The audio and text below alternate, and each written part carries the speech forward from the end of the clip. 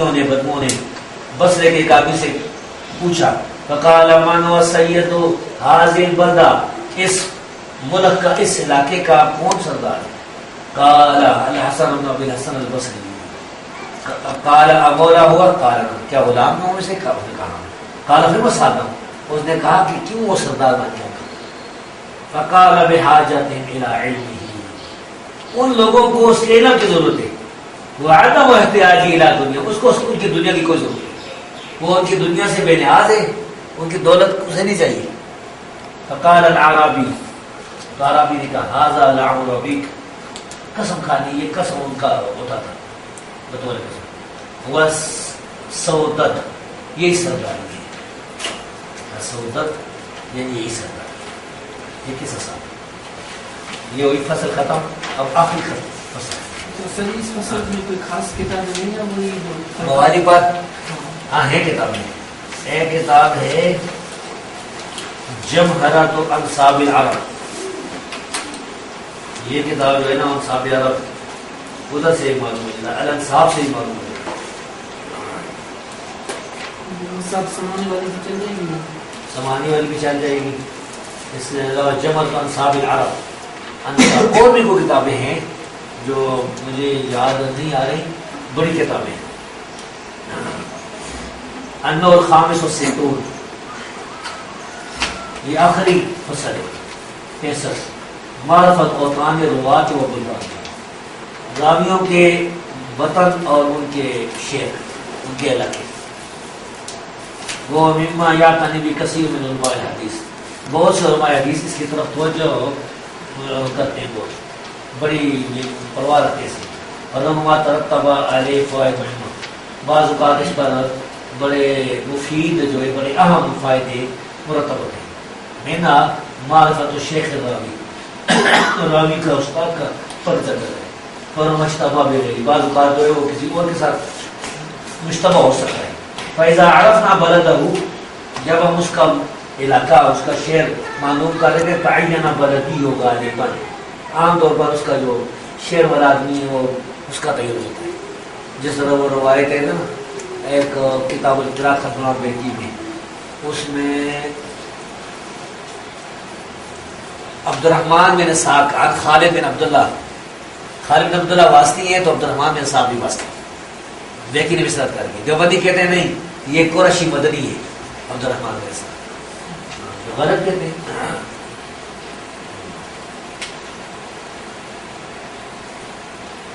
کیونکہ اگر وہ قریشی ہو تو سکہ ہو تو روایت صحیح ہو جاتی ہے، واسطی تو ضعیف ہوتی ہے، اور بیکی نے سرات کر دی، وہ ھذا مہم جلیل، اور یہ بہت اہم جلیل، سرات اس طریقے سے کہا کی کہ اس پر جرح نکل کی محدثی تھی جو واسطی پر جرح ہے، تو یہ اس کیونکہ دونوں واسطی ہیں تو دونوں ایک دوسرے کی شاگرد ہیں، وقد كانت العرب انما ينسبون الى القبائل والعمائر والعشائر والبيوت، عرب جو ہیں وہ تو قبیلوں کی طرف منسوب کیا جاتے تھے، یعنی ان کی جو نسبت ہوتی تھی عربوں کی قبیلوں کی طرف نسبت ہوتی تھی، یہ دو القبائل، العمائر قبیلوں کی شاخیں، والعشائر خاندانوں کی طرف، والبیوت اور گھروں کی طرف، والعجم الى شعوبها، اور عجمی لوگ جو ہیں وہ اپنی قوموں کی طرف منسوب ہوتے تھے، ورساتیقها، اور اپنے گاؤں کی طرف منسوب ہوتے تھے، وہ بلدانها، اور علاقوں کی طرف، اگر کسی گاؤں کے رہنے والے، رساتیق جمع رستاق کی، اور وہ یہ گاؤں کو کہتے ہیں، یہ عجمی لفظ ہے عجمی، اور اس کو معرب کیا گیا، وہ بنو اسرائیل الی اسباطها، بنو اسرائیل اپنے اسباط کی طرف منسوب ہے، یہ یہودی ہے، یہ فلاں ہے، فلما جاء الاسلام، پھر جب اسلام آ گیا، وانتشر الناس فی الاقالیم، اور لوگ مختلف ملکوں میں منتشر ہوئے، نسبوا الیہا، تو لوگ اس کی طرف منسوب کیے گئے، او الی مدنہا، یا اس کے یعنی شہروں کی طرف، او قراہا، یا بستیوں کی طرف، اقلیم اپنے علاقوں، اقلیم جو ہے نا بڑا علاقے کو کہا جائے، جس طرح اقلیم پنجاب ہے، اقلیم جو ہے نا یہ صبح سرحد ہے، اس کا تو نام سنا دیا آج کرو بدلا دیا لوگوں نے، پتہ نہیں کیا کر دیا، خیبر پختونخوا۔ یہ سیاسی لوگ یہ دو چینج کرتے رہتے، اصل نام سے بس ہے۔ فمن کان من قریۃ فلہ الانتساب الیہا بعینہا، اگر کوئی کسی گاؤں کا رہنے والا ہے نا تو وہ اس کی طرف وہ انتساب کر سکتا ہے بعین، جس طرح کہیں کہ سفیر اللہ صاحب بیار بھی ہیں، بیار کے رہنے والے مدنی بھی ہیں، مدینہ میں پڑھتے ہیں، دو نسبتیں ہوئی۔ ویلا مدینہ دہا، اور اپنے شہر کی طرف بھی ہو سکتا ہے کہ دین والے ہیں، دین بھی ہیں۔ انشاء اور قریب میں ہاں یہ نظر ہو جائے گا، اپنے قریب بھی کر سکتے ہیں، مثلا یہ بلوچستانی ہے، یہ سندھی ہے۔ ومن کان من بلدۃ، اور اگر کوئی کسی ایک علاقے کا رہنے والا ہے، ثم انتقل منها الى غیرها، پھر وہ کسی دوسرے علاقے کو چلا جاتا ہے، دوسرے شہر کو، فلہ الانتساب الى ایہما شاء، تو اس کو اجازت ہے جس کی طرف رجوع۔ اس طرح کے بہت سے لوگ ہوتے ہیں جو ایک علاقے سے دوسرے علاقے کو چلے جاتے ہیں، جس طرح شیخ عبدالشکور جو تھے، کیا نام ہے جی، الاثری رحمہ اللہ، وہ اصل میں ایک سابقہ کے رہنے والے تھے نا، ہاں، تو وہ سرگودا چلے گئے، سرگودا کی طرف منسوب تھے، اور سب میں سکانہ ہی بہت ہے، سکانہ کی طرف منسوب ہے۔ وَالْأَحْسَنُ أَنْ يُذْكَرَهُمَا، بہتر یہ کہ دونوں ہی نام وہ شہروں کا ذکر کر دیں۔ وَيَقُولُ مَثَلًا الشَّامِيُّ ثُمَّ الْعِرَاقِيُّ، پہلے شامی تھے پھر عراقی ہوئے، اب دمشقی ثم مصری، پہلے دمشقی تھے پھر مصری ہوئے۔ وقال بعضهم، اور بعض نے کہا انما يسوغ الانتساب الى البلد اذا اقام في 4 سنين فاكثر، بعض کہتے ہیں کہ کسی شہر کی طرف انتساب اس وقت جائز ہے جب اس میں 4 سال یا زیادہ رہا ہو، وفي هذا نظر، اس میں نظر ہے، واللہ سبحانہ وتعالی عالم بالصواب، اللہ رب العزت کی صحیح جاننے والا۔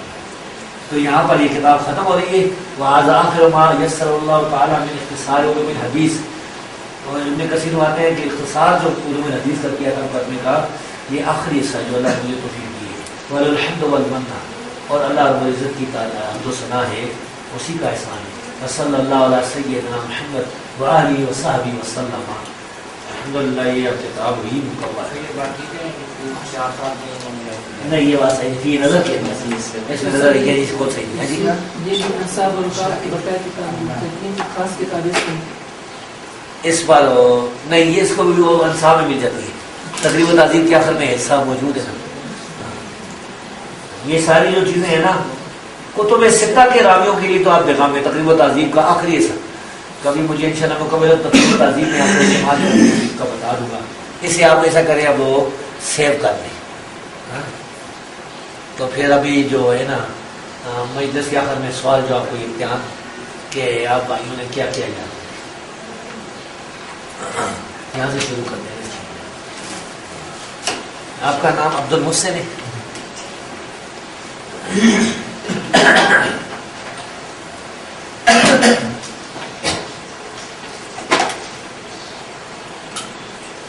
ویسے آپ کو یہ پتہ ہے کہ صحیحین میں معلق روایات بھی ہیں، معلق، ہاں، صحیح بخاری میں بہت زیادہ ہیں، صحیح مسلم میں تھوڑی ہیں، معلق روایات۔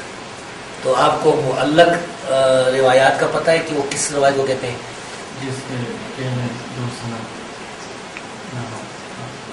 جس کے پہلے دو یعنی راوی نہ ہو، یعنی پہلے سند کا اعزاز ہو، صحیح ہے۔ ہاں جی، یعنی وہ کہتے ہیں ذرا اونچی آواز سے جواب دیں، جس کے پہلے یعنی آپ نے سوال ذرا کرنا جو آپ تاکہ ہم حافظ صاحب جو ہے نا شیر محمد ریکارڈ کر لیں تاکہ ہم اپنے بھائیوں تک یہ دعوت اور زیادہ پہنچا سکیں۔ الحمدللہ یہاں بہار میں یعنی دیر کوہستان میں ہمارا یہ دورہ ہوا ہے رمضان میں، اللہ کی فضل سے سارا دورہ جو ہے بخیر و خوبی یعنی اختتام کو پہنچے۔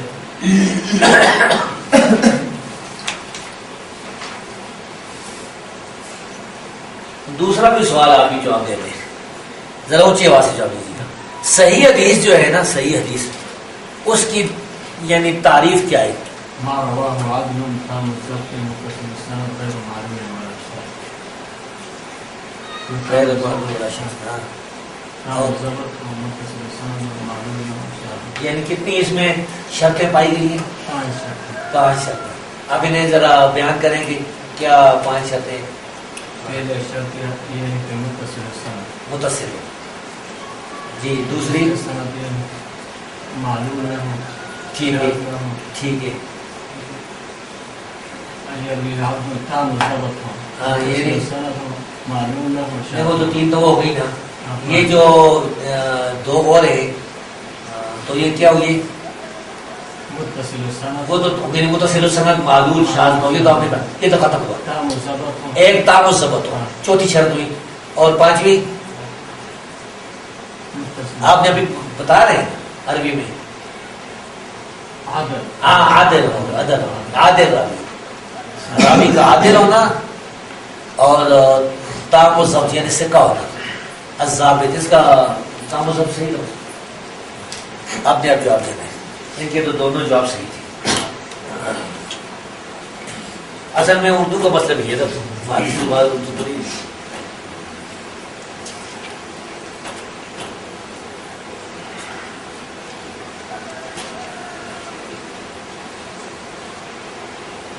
آپ یہ بتا سکتے ہیں مقطوع جو ہے کس روایت کو کہتے ہیں؟ مقطوع تابع کے قول یا فعل کو متفق.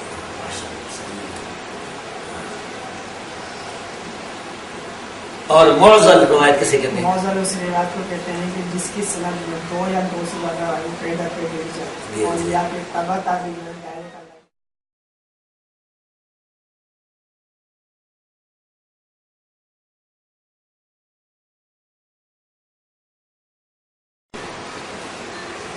طاہر القادری صاحب نے جو لکھا ہے پہلے کا جو کہا ہے کہ معضل کیسے ہوتا ہے. معضل کو ثابت بنانا.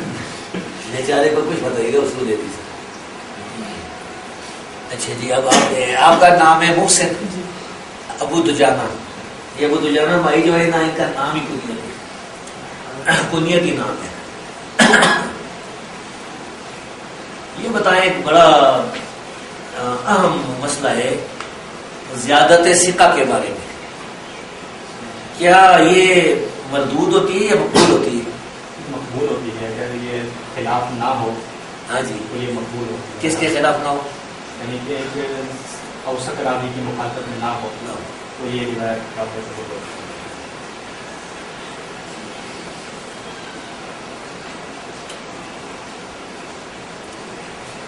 آپ بتائیں جی تدلیس کے بارے میں.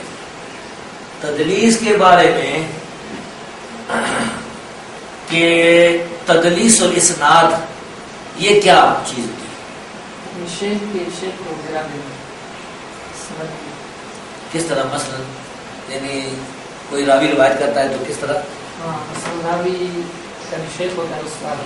ہاں جی. اس سے جو شیخ کا جو شیخ ہے اس سے بھی اس کا لکھا ہوتا ہے اس کو وہ گرا دینا.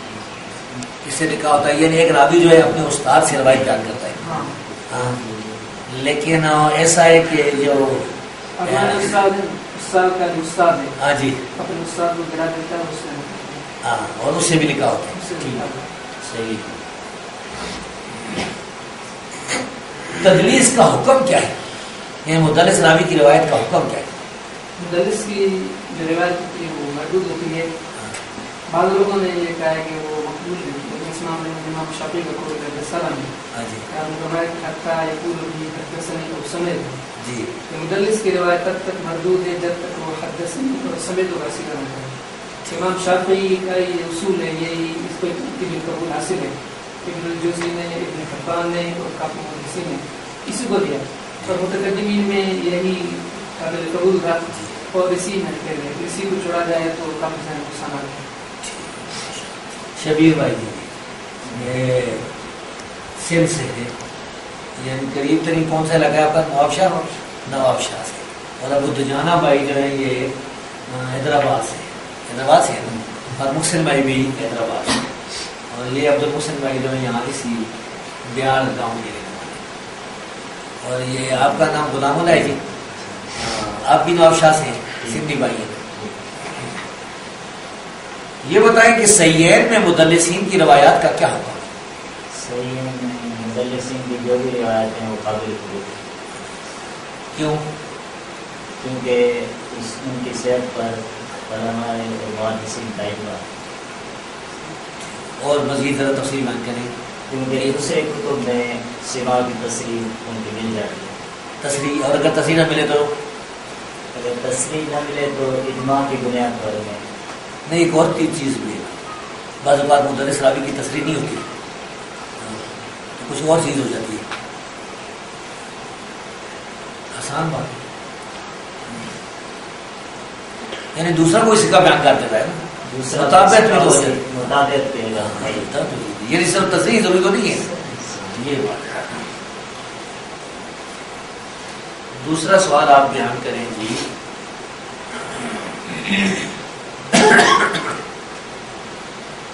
مدرج کسے کہتے ہیں؟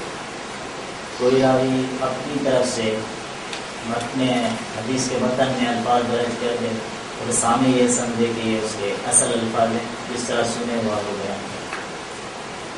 یعنی وہ جو ہے کسی جان بوجھ کر اپنی طرف سے کسی حدیث میں مطلب وضاحت کے لیے، وضاحت کے لیے تشریح کرتے ہوئے تشریح کے لیے بیان کرے۔ بیان کرے۔ ایسے مدرج کرنے والے جو زیادہ مشہور ہیں وہ راوی معلوم ہے آپ کو کون سے امام تھے؟ امام زہری، امام زہری۔ ٹھیک ہے، ان سے 3 سوال ہو رہے ہیں۔ ٹھیک ہے، ماشاء اللہ۔ ابھی عطاءاللہ بھائی ہیں بری کوٹ سے، کوہستان سے۔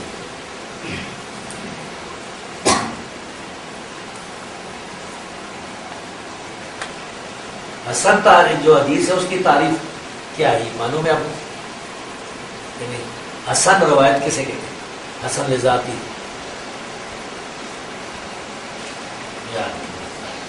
ٹھیک ہے۔ یہ بتائیں کہ مرسل روایت کسے کہتے ہیں؟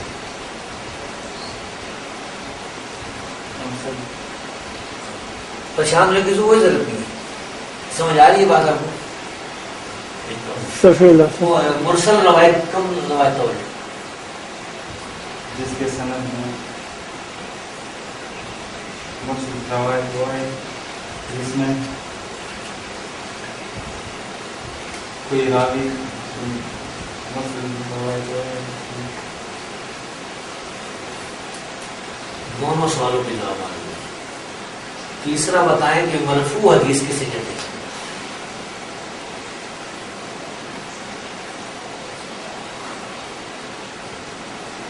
یہ تو بالکل عام سوال ہے، یہ تو میرا خیال ہے پہلی جماعت کے طالب علم کو بھی آنا چاہیے، پہلی جماعت۔ آ جاؤ، تھوڑی دیر بعد پھر آپ سے سوال کریں۔ پریشان نہیں ہونا چاہیے، گھبرانا نہیں، ٹھیک ہے، دوبارہ آپ سے پوچھیں۔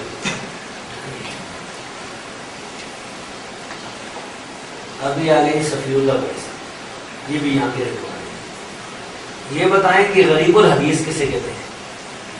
غریب الحدیث کو غریب الحدیث کو جس کے سند میں غلط ہے، 100%۔ مسلسل روایت کسے کہتے ہیں؟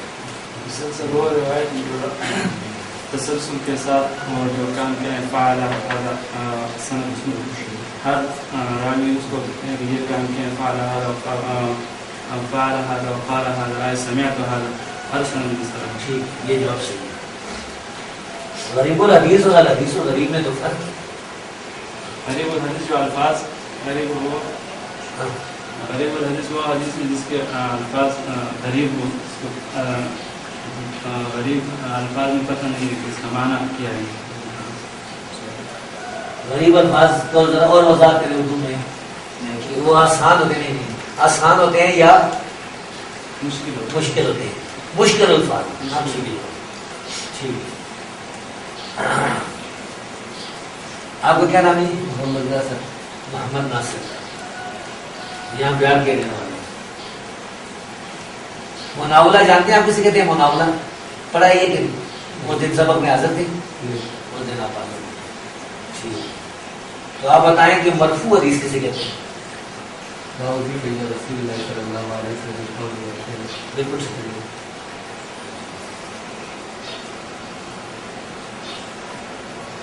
شاذ روایت کسے کہتے ہیں؟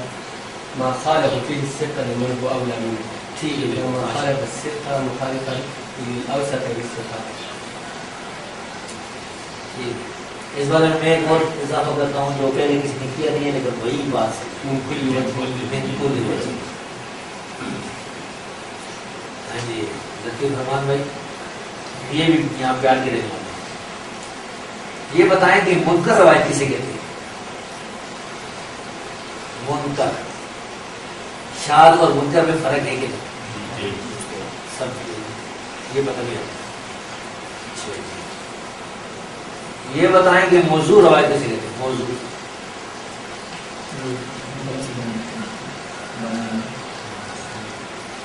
اپنی طرف سے بنا لی گئی. ذرا اونچے بولیں نا، ڈرنے کی ضرورت نہیں ہے. یہ بتائیں کہ مناولہ کسے کہتے ہیں؟ مناولہ ناولا جو ناول کا معنی پتہ ہے کہ نہیں؟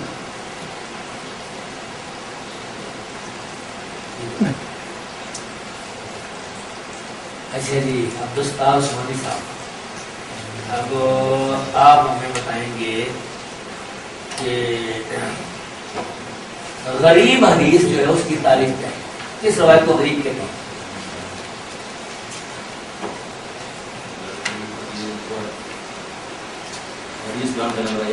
ہاں جی پریشان نہیں ہے. سوچتے میں نے پہلے کہا ہے کہ جواب دیتے سوچ صحیح جواب ہے.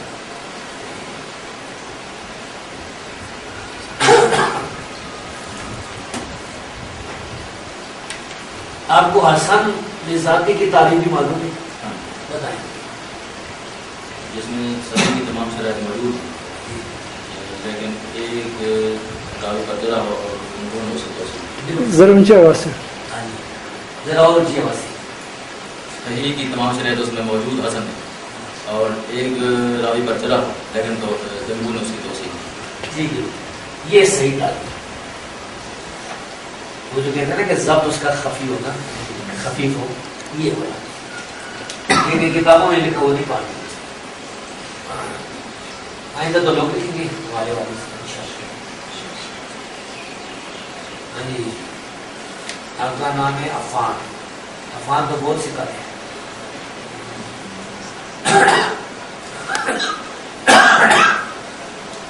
مختلف الحدیث کی کیا پہچان ہے؟ پتہ ہے مختلف الحدیث ایک خاص نوع ہے اصول حدیث میں، معلوم ہے. یہ بتائیں کہ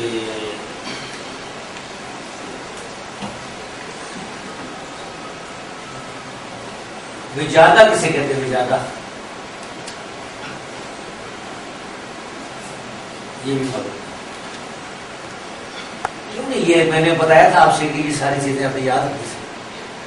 عربی کو اس کا عربی نہیں پتا، ترجمہ نہیں پتا. وجادہ وجادہ یجد وجادہ تھا.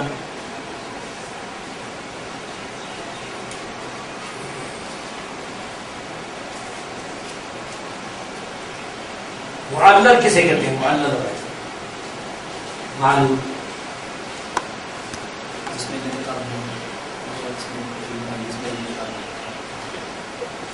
اونچی آواز سے بولا. وہ کہہ رہے ہیں کہ جس میں علت قاطعہ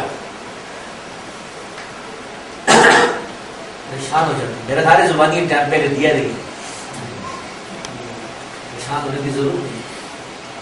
اچھا یہ بتائیں جی آپ کاشف صاحب، آپ کون سے علاقے؟ یہ دستار صاحب جو ہیں یہ مظفر گاہ کے قریب رہنے والے ہیں پنجاب، اور آپ قصور کے رہنے والے. اور کاشف صاحب چیچاوت. صحیح ہے. کیا آپ بتا سکتے ہیں کہ مناولہ کسے کہتے ہیں؟ مناولہ شگردت کا استاد سے کتاب پڑھنا. شگرد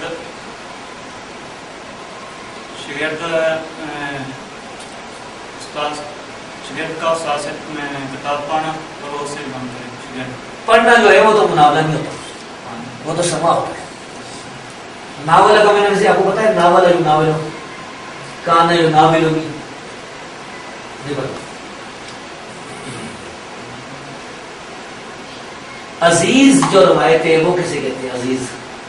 عزیز وہ روایت جس کا روایت کرنے والے دو راوی ہیں. انہوں نے میرے 3 بھی لکھے ہیں. ٹھیک ہے.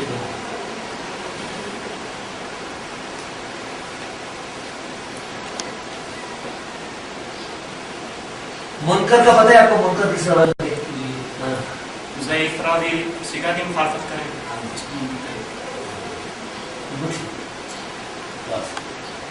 آپ کا نام کیا ہے؟ محمد بلال سلفی. محمد بلال سلفی کے آگے سے رکھیے. میری کوٹ. اچھا میری کوٹ میں سمجھا اس سے نہیں.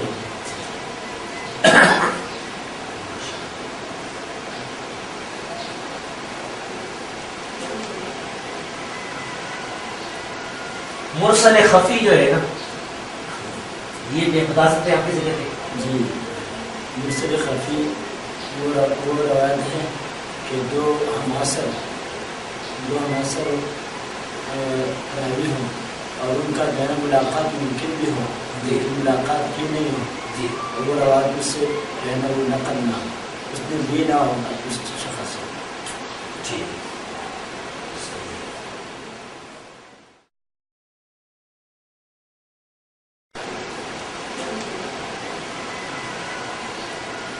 مرسل خفی جو ہے نا یہ بتا سکتے ہیں آپ کسی کہتے ہیں؟ جی مرسل خفی وہ روایت ہے کہ دو ہماثر راوی ہوں اور ان کا بین ملاقات ممکن بھی ہو لیکن ملاقات کی نہیں ہو. جی وہ روایت اس سے بین النقل نہ اس نے بھی نہ ہوگا اس شخص سے. ٹھیک.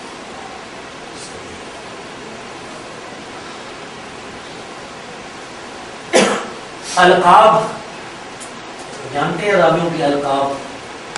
لقب ہاں. یعنی وہ اپنے نام سے مشہور نہ اور القاب سے مشہور. کوئی مثال بیان کرے القاب میں؟ مثال کے طور پر زہری ہے. اچھا اس کا جو ہے نا اس کا اصل نام بھی ہے اور لقب بھی ہے. یہ کوئی مثال بیان کریں کہ کوئی کی لقب کے ساتھ مشہور. ہمارے جو حدیث کی 6 امام ہیں ان میں کوئی کی لقب وہ ہے کسی کا جو مشہور لقب؟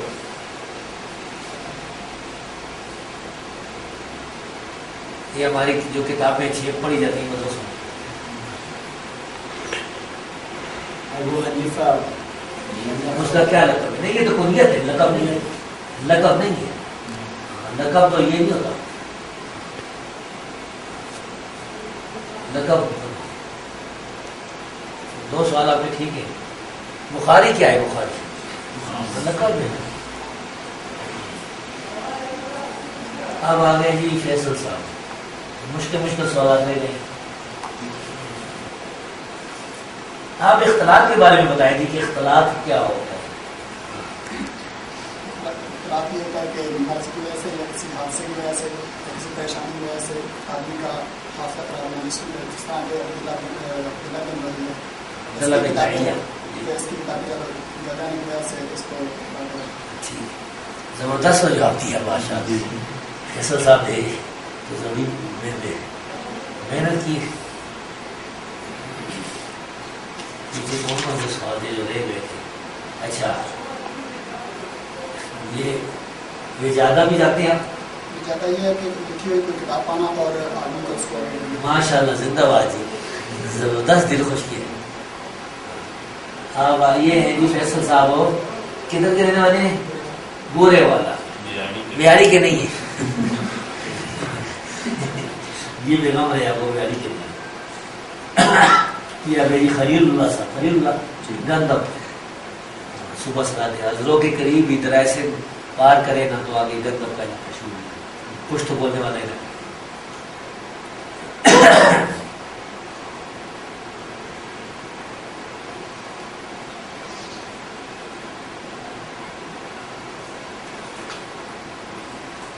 ناسخ اور منسوخ کے بارے میں جانتے ہیں؟ ہاں جی کیسی ہے حدیث؟ ناسخ منسوخ دو ایسے حدیث جو ایک دوسرے کے وہ کہ یہ تو دو طریقے سے اس نے دو طریقے لکھے ویسے 4 طریقے لکھتے ہیں. اچھا پہلا طریقہ یہ استاد جی کہ شاعر یعنی نبی علیہ السلام خود کہے یا اللہ نے پہلے قرآن میں ایک حکم نازل کے بعد میں دوسرا, پہلا والا منسوخ جو بعد والے وہ ناسخ ہو گیا. اس اللہ کے نبی کا قول ہے کہ کنت نعیدکم عن زیادہ القبور فزوروها, تو جو پہلا نبی نے منع کیا تھا تو منسوخ اور یہ ناسخ ہو گیا. دوسرا صاحب تاریخ کے ساتھ ہمیں پتہ چلے گا.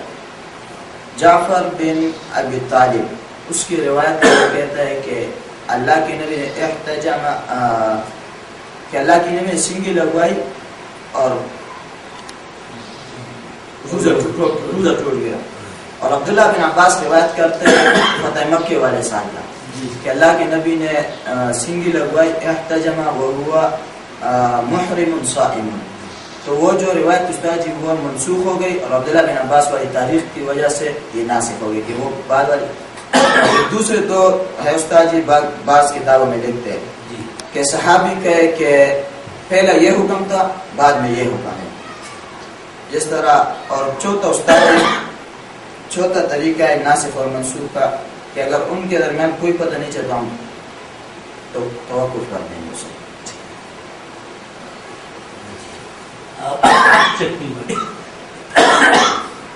آپ سے میں نے ایک سوال کیا دو ایک دوسرا سوال کر لوں. مدبج کا بھی بتا دیں, مدبج روایت کیا ہوتی ہے؟ استاد جی مدبج روایت ہوتی ہے کہ روایت الاقران سنن و سنن, ہاں ہم عمر کا ایک دوسرے سے روایت کرنا ہے. ایسے سیدہ عائشہ اور سیدہ ابو ہریرہ ایک دوسرے سے روایت کرتے ہیں. امام زہری اور عمر بن عبدالعزیز ایک دوسرے سے کرتے ہیں. امام احمد بن حنبل علی بن مدینہ ایک دوسرے سے کرتے ہیں. ٹھیک ہے محنت کی. اب شکیل صاحب آ گئی سرگودا.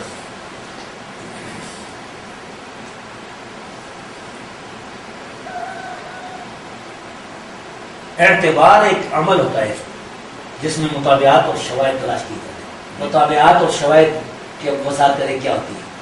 مطابعات کسے کہتے ہیں؟ کسی حدیث کے بارے میں یہ کہہ کیا جائے کہ وہ مختلف راوی سے روایت ہے لیکن بعد میں تلاش کرنے سے کوئی اس کی اور مطابع نہیں ہے. اور شاہد مطابعت میں یہ ہے کہ راوی جو صحابی وہ دونوں روایتوں میں ایک جی اور شواہد میں صحابی کا مختلف بنا کے ٹھیک.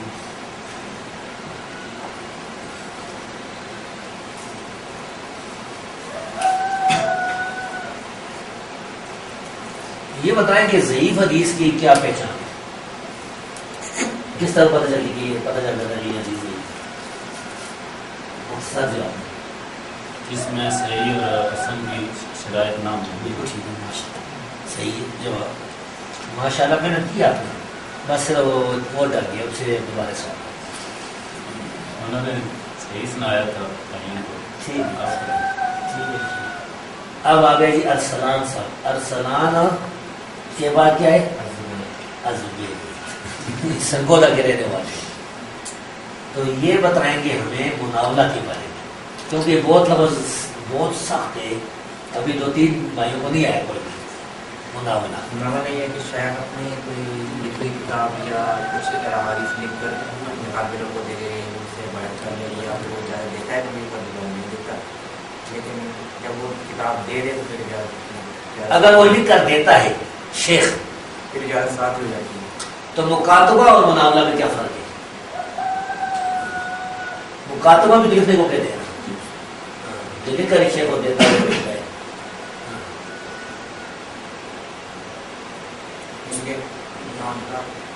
مناولہ کا لفظ ہی مانا کیا ہے؟ ناولہ جو ناول ہو کیا ہوتا ہے؟ یہ شاید کوئی اپنی کتاب دے دے, ہاں اپنی کوئی کتاب دے دے کہ یہ میری مصنوعات میں سے ہے. ہاں تو ٹھیک ہے. اس کو روایت کر شیخ کو تو اصل میں درمیان میں سے نکالے نا, شاگرد لے لے شیخ سے کتاب لے لے شاگرد سے, تو یہ مناولہ ہے.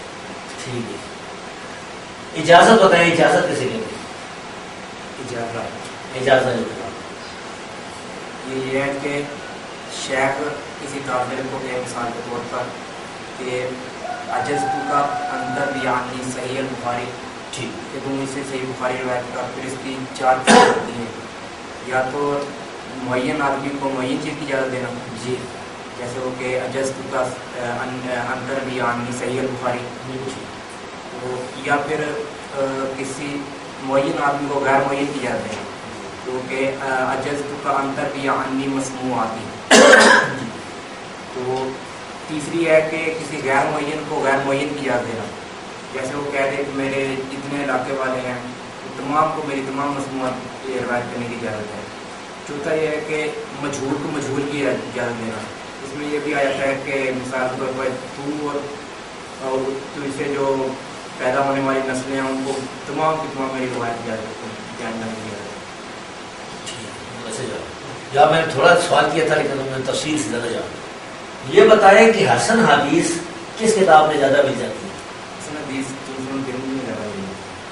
ٹھیک ہے، پاس ہے سارے الگ الگ پاس ہے، بس اطاولہ بھائی جو ہے نا آپ یہ بتائیں کہ صحیحین کسے کہتے ہیں؟ یہ کن کتاب؟ بخاری اور مسلم سے.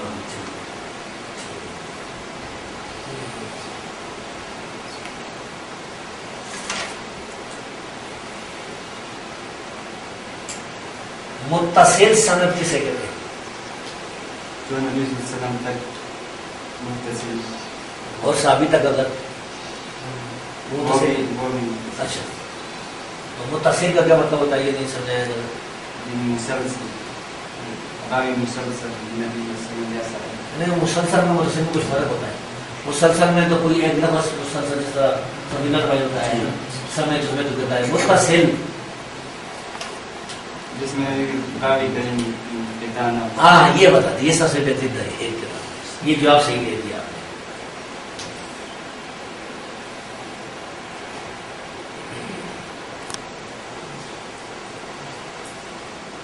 یہ تو بڑی مشکل لفظ ہے، میں نے پوچھا نہیں کسی سے بھی.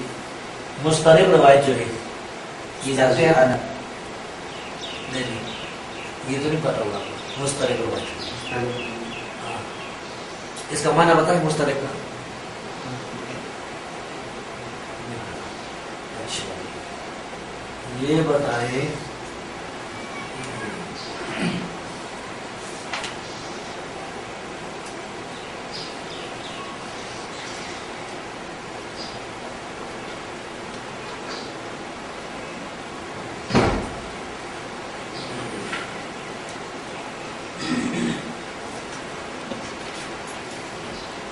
اختلاط والے جو راوی ہیں ان کی روایات کا کیا حکم ہے؟ یعنی جس کا افسر خراب ہو جاتا ہے نا آخری پر میں، تو اب اس کی حدیث ضعیف ہوتی ہے یا صحیح ہوتی ہے؟ اس کی حدیث ضعیف مردود ہے. کس حالت میں؟ ہر وقت پہلے بھی بعد میں بھی؟ جب اس کے کتابیں زندہ ہے اور یا نظر ختم ہو گیا. وہ تو اختلاط ہوا نا. نہیں وہ تو ٹھیک ہے، وہ اختلاط والی بات ہے. مختلف راوی کی جو روایت ہے اس کا حکم کیا ہے؟ یہ بہت اہم سوال ہے. وہ صحیح ہوتی ہے یا ضعیف ہوتی ہے؟ اگر اختلاط کے اس سے پہلے بیان کی ہو تو وہ صحیح ہوتی ہے. ہاں اگر بعد میں ہو تو پھر وہ صحیح ہے. اور اگر معلوم نہ ہو کہ پہلے ہے یا بعد میں تو پھر پتہ نہ چلے کہ یہ پہلے میں ہے یا بعد میں، تو وہ پھر کیا ہوتی ہے؟ پھر بھی صحیح. ہاں ٹھیک ہے، صحیح ہے. آپ پاس ہو گئے ہیں. مشکل سوال تھا. بہرحال آپ زیادہ کوشش کریں مزید. بہت سے میں نے مشکل سوال چھوڑ دیے ہیں کیونکہ ویسے اگر آپ کچھ کہیں تو مجھے یعنی آپ بتا سکتے ہیں آپ میں سے. اب آپ ہاتھ کھڑا کریں گے. مشکل جو سوالات ہیں. السابق واللاحق. ہاں جی اچھا ماشاء اللہ کافی ایسا کی یاد ہے. آپ بتائیں جی. صاحب ایک روایت لائق یہ ہے کہ ایک استاد کے 2 شاگرد تھے. ہاں جی اور ان کی وفات کے اندر دونوں شاگرد تقریباً 100 سال سے زیادہ کا. ٹھیک. ایک اور سوال ہے المختلف والمختلف. آپ کو بھی پتہ ہے؟ آپ بھی پتہ ہے؟ نہیں. اچھا ماشاء اللہ بہت اچھا آپ سے آپ بتا دیں جی کیونکہ یہ تو وہ تو بڑی کلاس کی ہے نا، یہ چھوٹی کلاس کی ہے. ٹھیک ہے. ان تتفق اسماء الروات لفظا وخطا وتختلف اسماء الآباء لفظا لا خطا. یعنی مفہوم بیان کرے، ٹھیک ہے یہ تعریف بیان کر دی، یعنی کوئی مثال کے طور پر مفہوم بیان کرے کس طرح کے راوی ہوتے ہیں جو المختلف المختلف ہوتے ہیں، کوئی ایک بیان کر دیں. سلام و سلام. یہ تو مختلف نہیں ہے. محمد بن عقیل اور محمد بن عقیل. نہیں اس میں تو خط نہیں بدلتا تھا، اس میں تو خط نہیں بدلتا. جیسے میں تعریف اس میں آپ پر استاد جی المختلف والمختلف یہ ہوتا ہے کہ نظر میں خط میں تو ایک جیسے لگتے ہیں لیکن لفظ بولنے میں وہ جیسے سلام اور سلام یہ دیکھنے میں ایک جیسے ہے، لیکن ایک سلام ہے دوسرا سلام ہے، ایک نصیر ہے دوسرا نصیر ہے، معنی اس کا الگ الگ ہوتا ہے. نہیں یشمل دلیل نہیں. یحییٰ سے سعید بن نائس. ہاں جی یحییٰ سے سعید بن نائس. حیان مرحبا. یہ استاد یہ اسی میں لکھا ہے اس میں یہی سلام اور حیان اور میرے عقد میں دینا ہے حیان. وہ آخر میں بتاتے ہیں. اصل میں آپ بتائیں گے کیا ہے جی؟ مختلف والمختلف ہاں جی لکھنے میں ایک جیسے ہوں سیدھے ادا کرتا ہوں مختلف. صحیح ہے. اچھا یہ تو یہ ہے. کوئی مثال نہیں کچھ بتا سکتے؟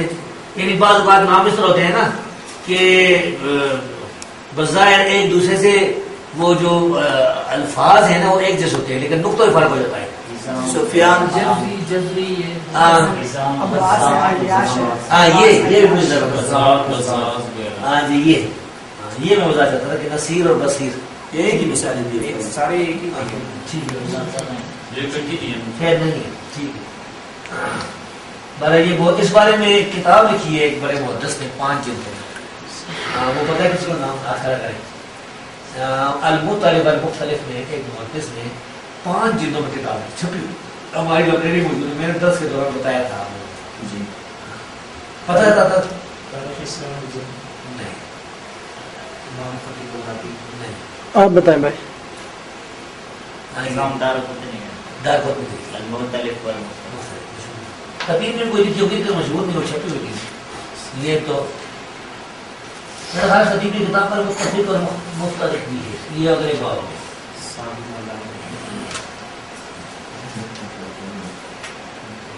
ایک اور بڑا مشکل سوال ہے المزید فی متصل الاسانید.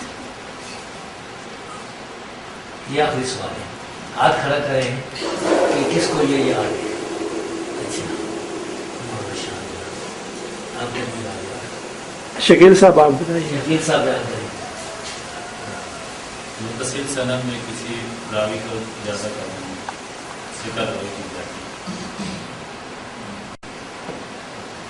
کوئی مثال بیان کرے واضح نہیں ہو رہا. متصل سند میں ذکر راوی کی زیادتی بیان کر رہے ہیں معلوم نہیں واضح نہیں کیا. آپ مثالوں سے یہ بھائی جو نا سو کو کہیں دا غلام اللہ آج غلام اللہ بھائی آپ سے کون شبیر صاحب سند مالک اسناد الاعرج عن ابی ہریرہ. اب یہ پوری سند متصل بھی ہے صحیح بھی. سکارا بھی بیچ میں ایک راوی کا علاقہ کرتا ہے مالک کے بدل سفیان کو. ہاں جی مزید کی متصل اسانید. اس کے لیے اب جو حکم ہوگا اب حکم کے لیے یہ کہ اگر یہ سند میں پہلے سے سیکھا جو مزید نہیں ہے اس سے پہلے جو ہے وہ بھی اگر تصریح سماع کے ساتھ ہے تو وہ بھی مقبول ہے اور یہ بھی مقبول ہے.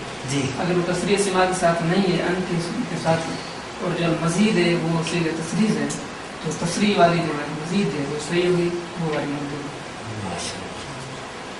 ٹھیک ہے. بہت ماشاء اللہ صاحب بھائی نے محنت کی ہے اچھے طریقے سے. اللہ تبارک و تعالیٰ آپ کو مزید توفیق دے. یہ ہمارا استاد جی اس میں ہاں جی کسی سوال کر سکتے جی ایک آپ نے سوال کیا کہ تدلیس الاسناد کی تعریف نا جی تو آپ نے جامع لکھوائی تھی اس میں یہ تعریف لکھوائی تھی کہ راوی اپنے استاد سے نقل کرتا ہے لیکن وہ روایت اس نے نہیں سنی ہوتی. یہ تدلیس الاسناد کے مثال لکھا تھا تعریف لکھی تھی. اور جو بھائی نے سنائی وہ تدلیس الشیوخ والی سنائی. اسناد ہی تھی. انہوں نے بھی یہی بتایا تھا کہ وہ اپنے استاد سے روایت کرتا ہے نا. اس کے 2 استاد ہیں. 2 استاد ہیں. ایک استاد جس کو گرا رہا ہے، ایک استاد جو ہے وہ اس کا استاد ہے، استاد کا استاد. یہ دونوں اس کے استاد ہیں. اب جب دونوں اس کے ساتھ ہیں نا تو ایک استاد اڑا کر اس جو دوسرا استاد سے روایت کر، یہ آپ نے بتایا تھا نا، میں تو یہ سمجھا تھا صحیح ہے. اور تدلیس التسویہ کی کیا تعریف ہوگی؟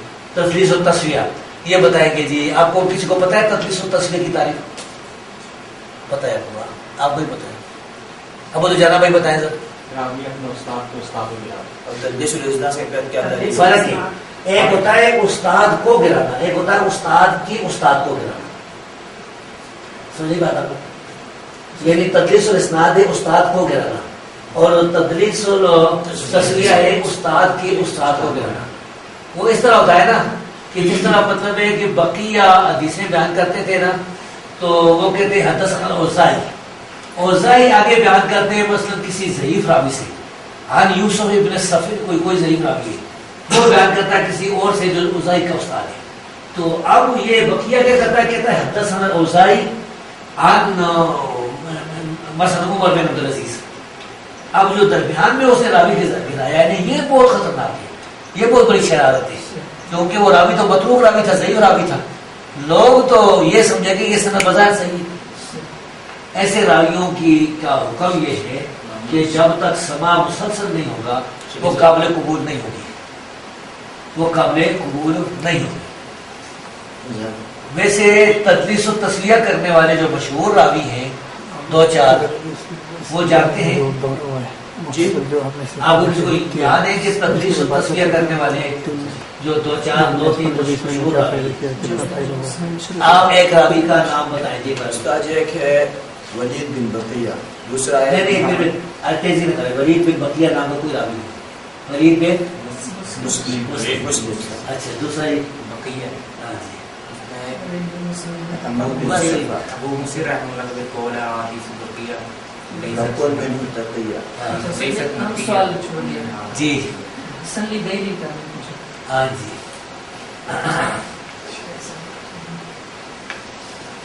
یہ بتانا ہے اب کسی کو یاد ہونا حسن لغیری روایت جو ہے، ایک تو ہوتا ہے نا حسن لذاتی، ایک حسن لغیری روایت. یہ جس کو حسن لغیری کا پتہ ہے تو پھر میں پوچھوں گا، آپ بات کھڑے کر دی کو پتہ ہے حسن لغیری. اچھا مجھے جانا شبیر بھائی آپ بتائیے حسن لغیری. حسن لغیری کی دو مثالیں جی. ان میں سے ایک مقبول ہے.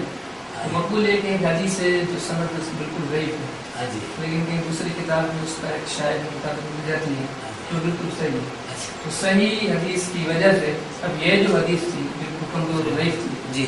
یہ روایت ثابت نہیں تھی، جی. اب اس کی وجہ سے اس کو حسن لغیری کہیں اور یہ دیتے ہیں. اور ایک دوسری قسم ہے کہ 2 3 4 5 کے ساری ضعیف اکٹھے کر دیں اس کو صحیح حسن لغیری بنایا جائے، یہ مردود ہے. ائمہ حدیث میں سے متقدمین ہیں ان کے اندر یہ جیسا کہ کسی بات ہم قبول نہیں کیا. 20 مثالیں ملتی ہیں.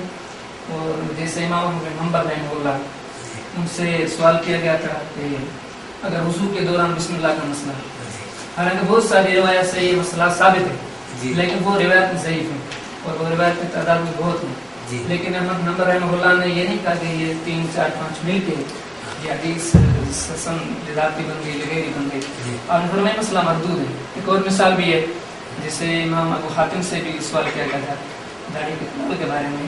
اس معاملے میں روایت تو ہیں کافی ساری لیکن وہ سب ضعیف ہیں. لیکن امام ابو حاتم رحمہ اللہ نے یہ نہیں کہا کہ یہ ساری ضعیف مل کے اب حسن لغیری بن گئی ہیں لہٰذا مسلم گر سے، اور فرمایا مسئلہ ثابت نہیں. بعد میں تحقیق کر کے علم نے اس مسئلے کو نکالا ہے کہ اسے حدیث سے ثابت ہے. اور یہ جو مسئلہ حسن لغیری کا مجموعی طور پر بھی دیکھا جائے تو کوئی اس پر عمل نہیں کر سکتا. جیسے بریلوی حضرات ہیں، ویسے دیوبندی حضرات ہیں، وہ دعویٰ تو کرتے ہیں کہ ہم حسن لغیری کو مانتے ہیں، ہمارے نزدیک حجت ہے. لیکن وہی لوگ ہیں بے شمار حدیثات دیتے ہیں جو صرف ضعیف نہیں بلکہ صحیح بھی ہوتی ہیں. جیسے رفع الدین کا مسئلہ ہے، رفع الدین کے مسئلے پہ تقریباً حدیث کی تعداد 350 ہے اور صحیح ہے، لیکن وہ کہتے رہتے ہیں کہ تم اس طرح ہے یہ وہ ہے. لیکن آج تک کسی نے یہ دعویٰ نہیں کیا کہ ساری روایت چلو صحیح نہیں بلکہ ضعیف ہی ہیں، یہ مل کر حسن لغیری بن کے رفع الدین کرنا چاہیے. بے شمار مسائل ہیں اور جو اہل حدیث کے اندر بھی اس قسم کا دعویٰ کرتے ہیں لیکن وہ بھی اس پہ عمل پورا نہیں کر سکتے. اچھا یہ بتائیں کہ وہاں سندھ میں کراچی یا اس میں روا میں عبدالرزاق ڈال کے نام سے ایک آدمی ہے، اور ادھر خبیب فیصل آبادی، یہ لوگ یہ کہہ رہے ہیں کہ نہیں حسن لہری حجت ہے، یہ کوئی اتفاقی مسئلہ ہے۔ تو کیا یعنی ابو دجانہ بھائی یہ جو لوگ کہہ رہے ہیں یہ صحیح ہے؟ ان کی بات بالکل غلط ہے۔ اچھا، یہ اپنی مرضی کی روایت پسند ہے لیکن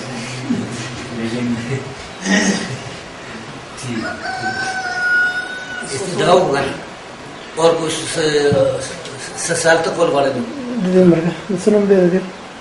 بھائی، آپ کو کیا نام ہے؟ شبیر احمد۔ آپ ذرا اس مختصر دورے کے بارے میں ذرا بتا دیں گے؟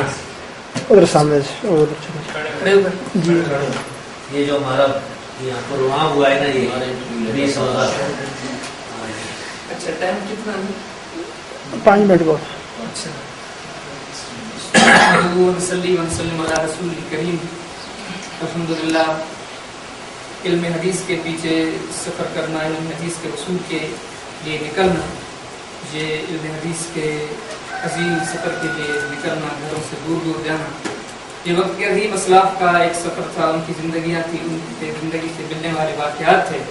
اس صحیح بخاری کے اندر کتاب العلم امام بخاری رحمہ اللہ نے اس میں جابر بن عبداللہ مولف روایت ذکر کی ہے، جو کہ دوسری کتابوں میں موصولاً بھی ثابت ہے کہ آپ مدینہ طیبہ سے ایک پورا مہینہ سفر کر کے شام کی سرزمین پر پہنچے جیسے ایک حدیث لینے کے لیے۔ تو اس حدیث کو پڑھتے ہوئے اور محدثین کے سفر ناموں کو پڑھتے ہوئے ہم سب سے پہلے اللہ تبارک تعالیٰ کا شکر ادا کرتے ہیں کہ اللہ تبارک تعالیٰ نے اس فتنے کے دور میں ہمیں اسلاف کے طریقے پر چلنے کی توفیق عطا فرمائی، ہمیں اس عظیم قدم اٹھانے کی توفیق عنایت فرمائی جو محدثین اور امت کے اسلاف کا قدم تھا۔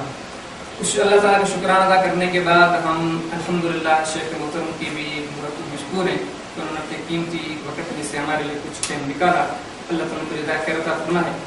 اور ہمیں یہ جو کچھ ہم نے سیکھا ہے، جو کچھ پڑھا ہے، اگر ہم اس پہ غور و فکر کریں تو یہ صرف چند دنوں کی تعلیم نہیں تھی، بلکہ ایک زندگی کا دستور تھا، منشور تھا۔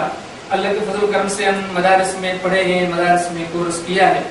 میں خود بذاتی مدرسہ فارغ التحصیل ہوں، لیکن میں اللہ کے فضل و کرم سے یہ دعویٰ کرنا کوئی غلط نہیں سمجھتا کہ مدرسے کے اتنے طویل سالوں میں وہ کچھ ہم نہیں حاصل کر سکے جو اللہ کے فضل و کرم سے اور شیخ کی عنایت سے ہم نے وہ کچھ حاصل کیا ہے۔ 20-25 دنوں میں ہم نے وہ کچھ پا لیا جو ہم 20 سالوں میں نہیں پا سکے۔ یہ علی عظیم حدیث کا سفر، شخصیت سے عظیم محدث سے علم حاصل کرنا، یہ یقیناً اللہ تبارک و تعالیٰ کا عظیم انعام ہے۔ تو مجھے آپ کو سب کو اس اللہ تعالیٰ کے نام کا شکرانہ ادا کرنا چاہیے، اور ہم جو کچھ یہاں پڑھے ہیں، جو کچھ ہم نے سیکھا ہے، ہم سب کو چاہیے کہ اس عظیم سفر کا زندگی میں فائدہ اٹھائیں، ان محدثین کے بلائے اصول کو اپنی زندگیوں پہ نافذ کریں اور اپنی زندگیوں میں اس علم سے فائدہ اٹھائیں، اور علم حدیث کی ترویج کے لیے ہم کوشش کریں، نکلیں، اور دین کی دعوت و تبلیغ اور اس علم کے سامنے لوگوں تک پہنچانے کے لیے، اس علم کو عام کرنے کے لیے کوشش کریں۔ اللہ تعالیٰ سے دعا ہے ہم سب جو یہاں دور دراز سے آئے ہیں، اللہ تبارک و تعالیٰ ہمارے سفر کو اپنے دربار میں قبول فرمائے، اور ہم جو اپنے گھر بار چھوڑ کر یہاں آئے ہیں، اللہ تعالیٰ ہمیں توفیق دے کہ اس علم سے زندگی بھر فائدہ اٹھائیں، اور اس پیغام کو، اس علم کو جو ہم نے سیکھا ہے، ہم اوروں تک پہنچائیں۔ اللہ تعالیٰ مجھے آپ کی توفیق عطا فرمائے۔ آپ بیان کر دیں، آپ بیان کر دیں۔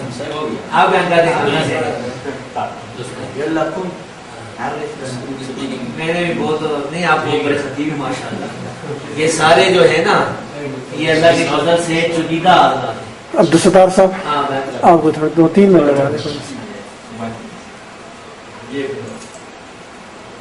نحمده ونصلي على رسوله الكريم أما بعد أعوذ بالله من الشيطان الرجيم بسم الله الرحمن الرحيم اقرأ باسم ربك الذي خلق سبحان ربك رب العزة عما يصفون وسلام على المرسلين والحمد لله رب العالمين۔ اللہ تبارک و تعالیٰ کے حمد و ثنا کے بعد درود و سلام جناب رسول اللہ صلی اللہ علیہ وسلم کی ذات پر، اس کے بعد ہم سوال محترم حضرت الشیخ حافظ زبیر علی صاحب حافظ اللہ مشکور ہیں، اور اس دورہ کے انتظامیہ حافظ شیر محمد صاحب کے، انہوں نے ہمیں یہ بہت سارے وسائل مہیا فرمائے اور ہمیں کھانے کا، پینے کا، رہائش کا ہمارا بندوبست کیا۔ اللہ تعالیٰ نے جزائے خیر عنایت فرمائے۔ اور ہم سب ساتھی مثلاً 4 ساتھی سندھ سے، حیدرآباد سے تشریف لائے ہیں، کچھ ساہیوال سے تشریف لائے ہیں، میں خود मुजफ्फर गंज से तशरीफ लाए हैं और बाकी भाई पुलिस सरगोदा से तशरीफ लाए हैं। ये इस इल्म हासिल करने के लिए तशरीफ लाए हैं। अल्लाह ताला तमाम तालिब इल्म की सारी कोशिश को कबूल फरमाए। और हम आखिर में दुआ दो है अल्लाह ताला हमारे शेख मोहतरम को सेहत का इलाज नसीब फरमाए और मज़ीद अल्लाह ताला शेख मोहतरम से दीन का काम मिले और अल्लाह ताला हमें दीन के लिए कबूल फरमाए। यानी मेरी तबीयत आते ही ख़राब हो गई थी ना, यहाँ इस दफ़ा मुझे सब बीमारी का सामना करना पड़ा। उसके बावजूद अल्लाह के फजल से रोज़ दरस होता है। कोई ऐसा दिन नहीं था जिसमें गैरहाज़िरी हुई। हाँ जी, मेरी तरफ से जो नसीहतें हैं ना, एक तो ये है कि तमाम तालिब इल्म अल्लाह के फजल से आप उलमा हैं, आदाब जो है ना तालिब इल्म के, तालिब हदीस के, उनका खास आदत है हमेशा सच बोलना चाहिए, हमेशा जो है वो नेकी अपनानी चाहिए, अपने आप को बुराई से और ऐसे कामों से दूर रही जो शरीयत में ममनू है। किसी का दिल दुखाना, किसी को नाराज करना, किसी का लक़ब गलत रखना, किसी को गालियां देना, किसी से लड़ना, ये सारी बातें इससे जुड़ा। दूसरा ये है कि जो किताबें हैं, मिसाल के तौर पर उसूल हदीस हमने पढ़ी, ये किताब, इसके अलावा हदीस किताबें, उन्हें पूरी मेहनत से पढ़ना चाहिए। फिर ये है कि उन पर अमल भी करना है। हमने यानी असल मकसद तो उसूल हदीस का ये है कि नबी करीम सल्लल्लाहु अलैहि वसल्लम की सही हदीस हमें मालूम हो जाएगी। तो जब सही हदीस मालूम हो जाएगी अला रास वल ऐन, उस पर हमने अमल करना है, अपनी जिंदगी इसके मुताबिक गुजारनी है। यानी ये हमें अपना नस्ल वल ऐन बनाना चाहिए। फिर हदीस पर अमल भी करना उसी तरह है जिस तरह हमारे असलाफ ने किया। ये बात याद रखिएगा कि अगर आपने किसी एक मसले में भी, चाहे वो अकीदे का है या कि फरूक का है, असलाफ से हटकर कोई रास्ता इख्तियार किया ना, तो वो एक रास्ता गलत होगा। अगर अकीदे में बात होगी तो फिर गुमराही होगा। और अगर असलाफ में इख्तिलाफ है किसी मसले में, तो फिर राजी मजदूर दे सकेंगे। बहुत से ऐसे मसाइल में कुरान करीम की आयत होती है या हदीस होती है, तो उसका एक आदमी मफहूम बयान करता है, डॉक्टर उस्मानी एक मफहूम बयान करता है, मसूद अहमद भी ऐसी एक मफहूम बयान करता है, कोई और मफहूम बयान करता है। तो हमने हर आदमी का मफहूम नहीं मानना, हमने उन्हें कहना है कि बताओ साहबा ने क्या मफहूम, अगर हदीस में है तो हदीस बताओ। जिस तरह कुरान की तशरीह बयान करता है, अगर हदीस में है तो हदीस कुरान की तशरीह बयान करती है, हदीस की तशरीह बयान करती है। अगर साहबा ने बयान कर रखा तो वो बयान करो। उसके बाद ताबीन, एतबा ताबीन, खास तौर पर मुहद्दिसीन, ये खैरुल कुरून का जो ज़माना है ना 300 साल का, ये इस्लाम का सबसे बेहतरीन ज़माना है। उसमें मिल जाता है कि आदमी कोई किसी